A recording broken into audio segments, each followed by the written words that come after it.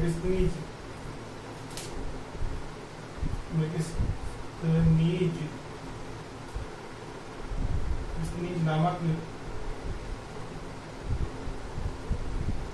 नामक राजदूत को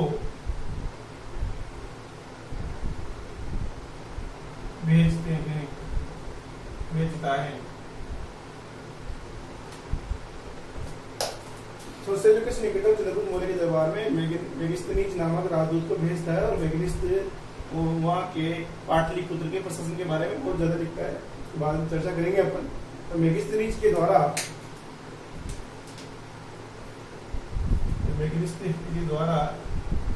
इंडिका नामक पुस्तक की रचना की जाती है। इंडिका की रचना की जाती है। ये चंद्रगुप्त मौर्य के बारे में था, आप इसका स्क्रीनशॉट ले सकते हो।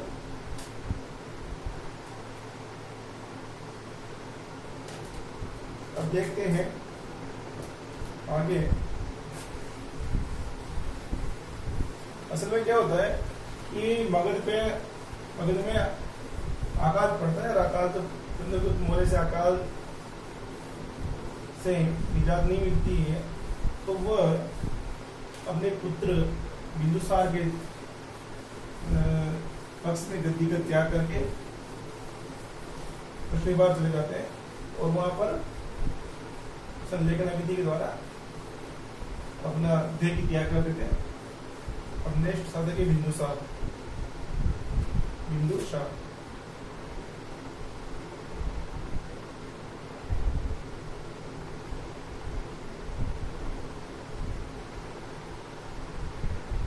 दो सौ 98 ईसा पूर्व से 272 ईसा पूर्व।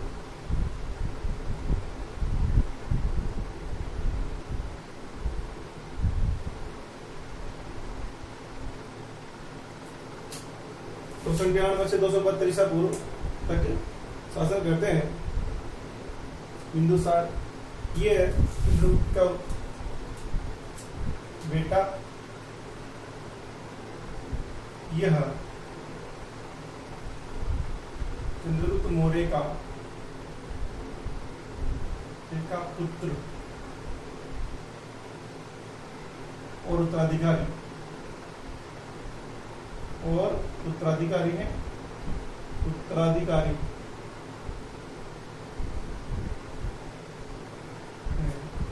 नॉर्मल बात है कि भाई चंद्रगुप्त मौर्य के बाद में बिंदुसार गद्दी में बैठेगा सही।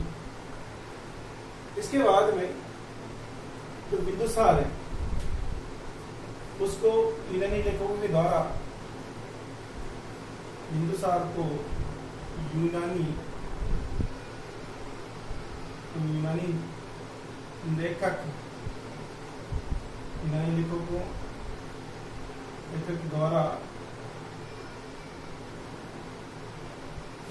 के द्वारा बिंदुसार को अमित्रोचेटस बिंदुसार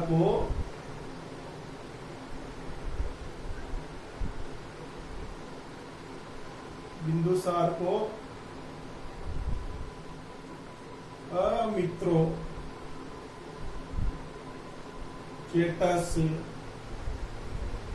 अमित्रोचेटस कहा गया।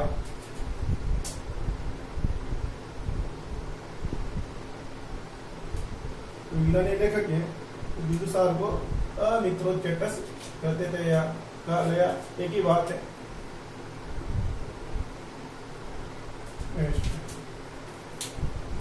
वायु पुराण के अनुसार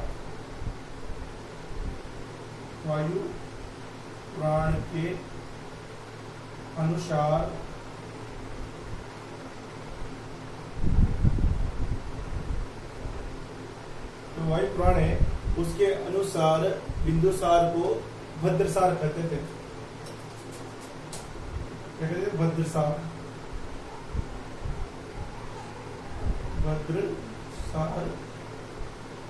कहते थे।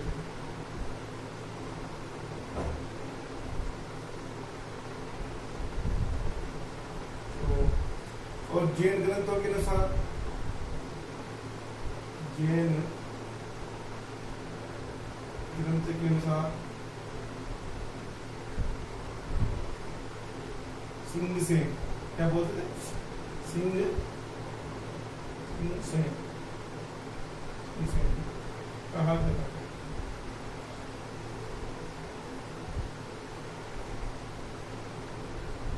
ये जो है बिंदुसार, ये बिंदुसार 291 से 232 पुरुष का शासन काल होता है और ये चंद्रगुप्त मौर्य का पुत्र होता है, इसका उत्तराधिकार होता है। और ये जो है यूनानी लेखक के द्वारा बिंदुसार को अमित्रोचेटस की उपाधि दी जाती है, या अमित्रोचेटस कहते थे, वायु पुराण में से बद्धसार कहते हैं, और जैन ग्रंथों में से सिंहस्वेन कहा जाता है। बिंदुसार के द्वारा सुदूर दक्षिणवर्ती भाग, सुदूर दक्षिणी भाग है उसको भी जीत लिया जाता है, यानी कि बिंदुसार है, बिंदुसार सुदूर दक्षिणवर्ती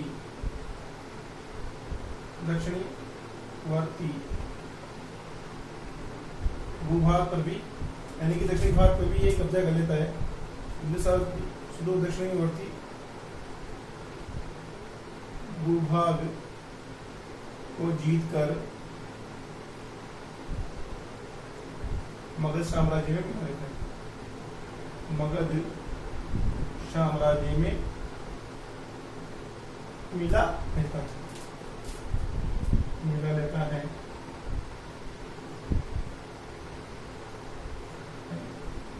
यानी कि ये, इसके अलावा बौद्ध ग्रंथ दिया प्रदान के अनुसार बौद्ध ग्रंथ मिला लेता है।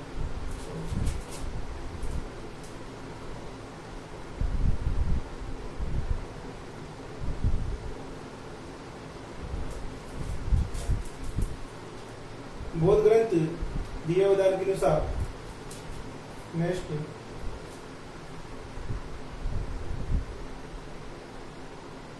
बौद्ध ग्रंथ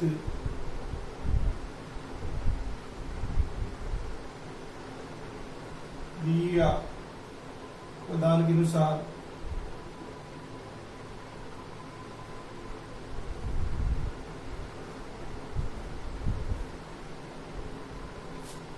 इसके शासन काल में अनुसार,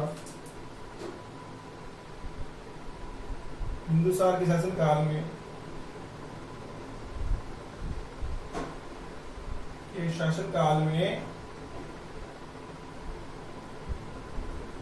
शासन काल में दो विद्रोह होते हैं। शासन काल में दो विद्रोह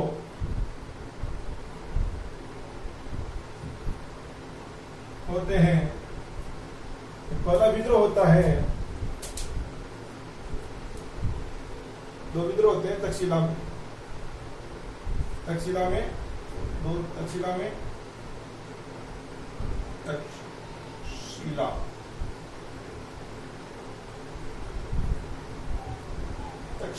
दो विद्रोह होते हैं, दो विद्रोह। जो पहला विद्रोह होता है उसको दबाने के लिए अशोक जाता है,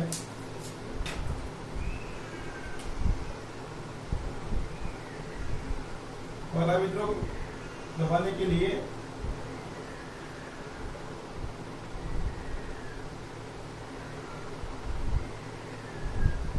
अशोक जाता है।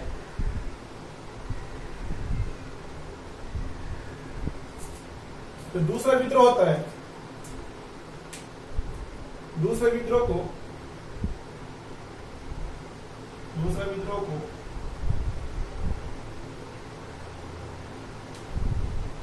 सुसिम दबाने देता है, दूसरा विद्रोह को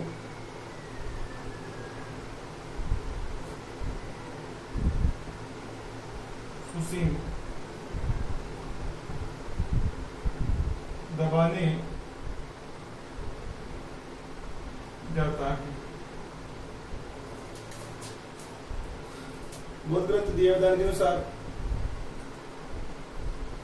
कि बिंदुसार के जो दरबार, बिंदुसार के शासन काल में तक्षशिला में 2 विद्रोह होते हैं। तक्षशिला में 2 विद्रोह होते हैं। तो जो पहला विद्रोह होता है तो अशोक जाता है वहां पर और दबा देता है उसको। वो इसलिए विद्रोह होता है कि सामंतों के द्वारा अत्यधिक मात्रा में जनता से कर लिया जाता है, जबकि मौर्य साम्राज्य के खिलाफ नहीं होता, वो सामंतों के खिलाफ होता है विद्रोह, परंतु वो अशोक के द्वारा दबा दिया जाता है। फिर दूसरा विद्रोह होता है तो सुशील को भेजा जाता है बिंदुसार के द्वारा।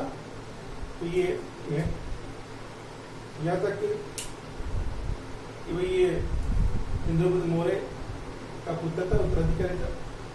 के द्वारा बिंदुसार का मित्र कहा गया है और वही पुराण के अनुसार इसे भद्रसार करते थे। जैन ग्रंथ के अनुसार जय सिंह सेन भी कहा जाता था। बिंदुसार ने सुदूर दक्षिणवर्ती भूभाग को जीतकर मगध साम्राज्य में मिला लिया था।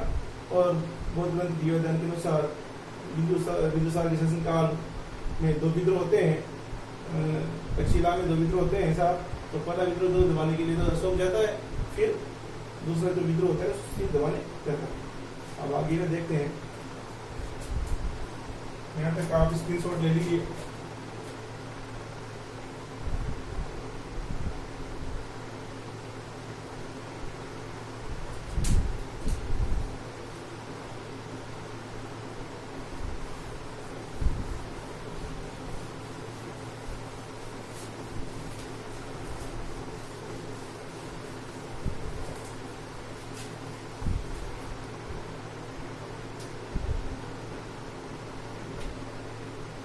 देखिए यूनानी शासक एंटियकस प्रथम के द्वारा यूनानी शासक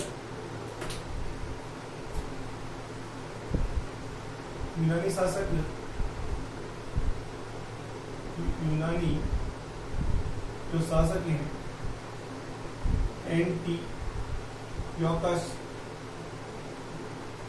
प्रथम के द्वारा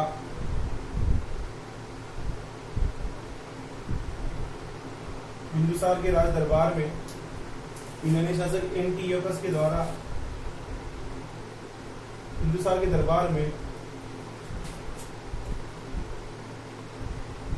के द्वारा बिंदुसार के राज दरबार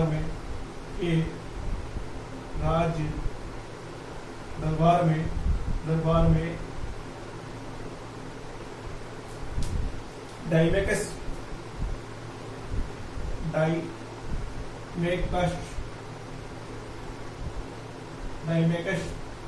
नामक राजदूत को जो राजदूत है वो भेजा जाता।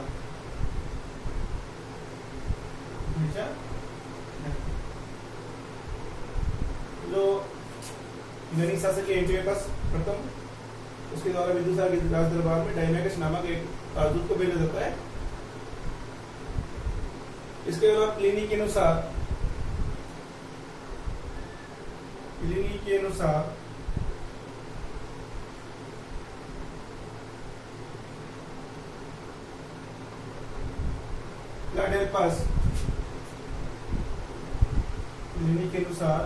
मिस्री नरेश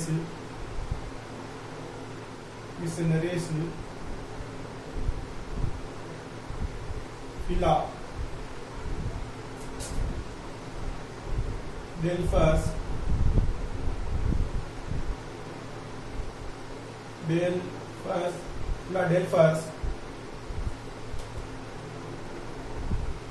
के अनुसार मिस्रीनेस फिलाडेल्फस ने डियानीसियस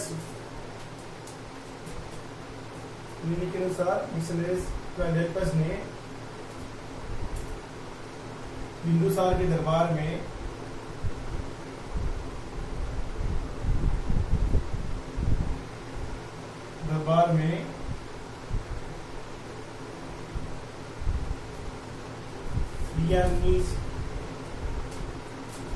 डियानीसियस दरबार में डियानीसियस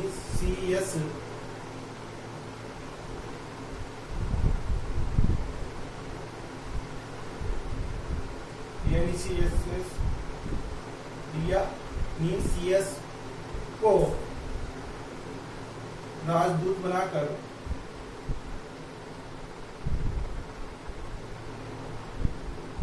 भेजता है।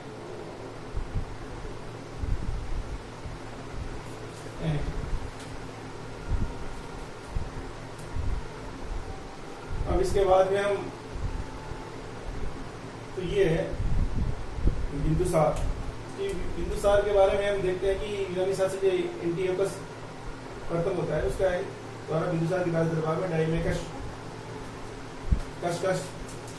देखिए एंटियोकस प्रथम और डायमेकस, ये दोनों डायमेकस और ये भेजता है। और प्लिनी के अनुसार एक प्लिनी है नेचुरली हिस्ट्री की रचना की इन्होंने, तो उनके अनुसार मिशनरीज ऑफ फिलाडेल्फस है, उसने बिंदुसार के राज दरबार में डियानीसियस नामक व्यक्ति को राजदूत बनाकर भेजते हैं। ये बिंदुसार हो गया आपके। अब नेक्स्ट पढ़ते हैं अशोक।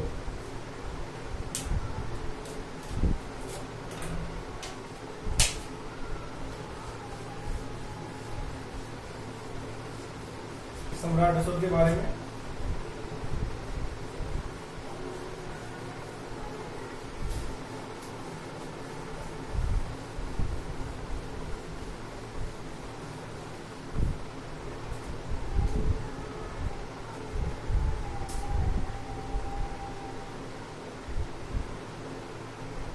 सम्राट अशोक बिंदुसार का बेटा था, इसे ऐसा कहते हैं 273 ईसा पूर्व से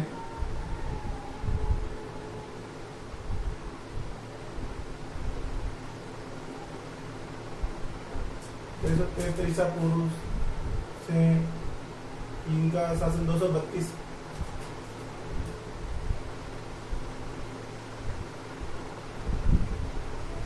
ईसा पूर्व तक है।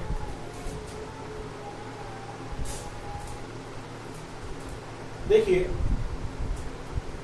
सम्राट अशोक के बारे में ऐसा है कि भाई वो से किदंते भी है।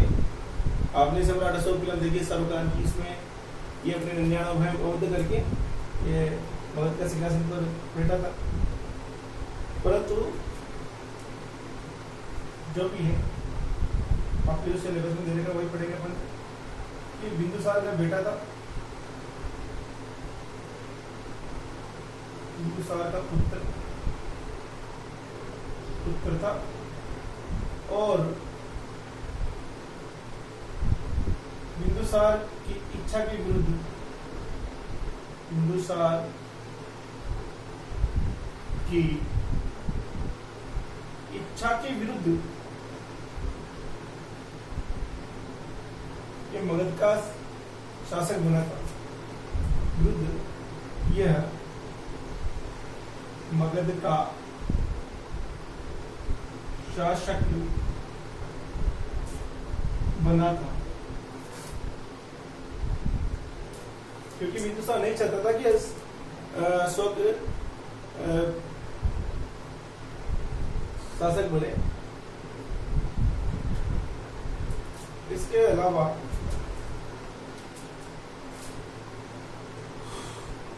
दक्षिण भारत में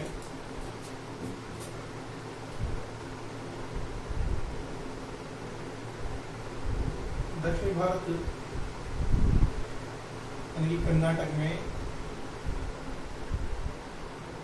अशोक के अभिलेख मिलते हैं। दक्षिण भारत कर्नाटक में अभिलेखों में दक्षिण भारत कर्नाटक के अभिलेखों में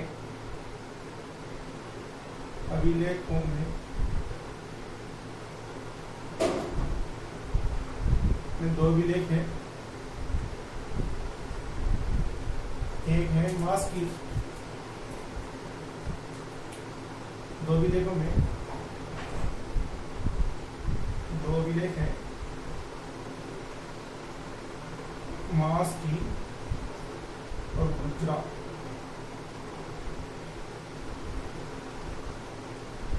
दोनों अभिलेखों में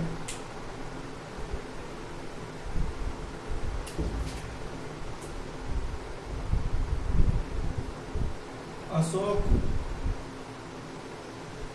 नाम मिलता है।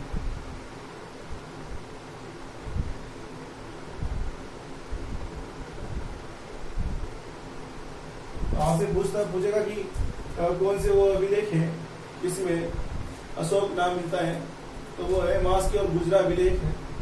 उसमें दो अभिलेख हैं दक्षिण भारत में, इसमें अशोक नाम मिलता है।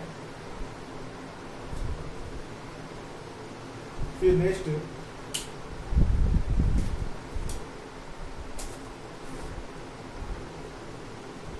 अभिलेखों में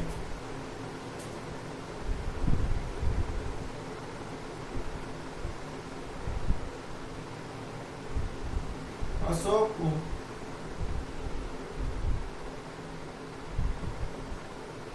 देवनापिय, अभिलेखों में अशोक को देवनापिय या देवनापिय दर्शी की उपाधि से भी विभूषित किया जाता है। अभिलेखों में अशोक को देवनापिय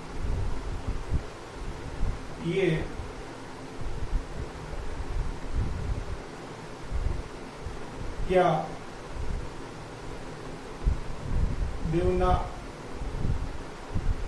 और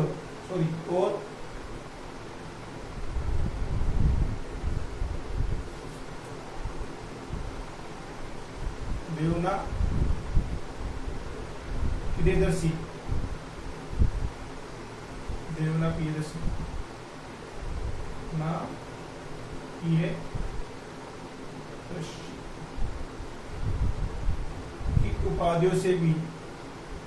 की उपाधियों से भी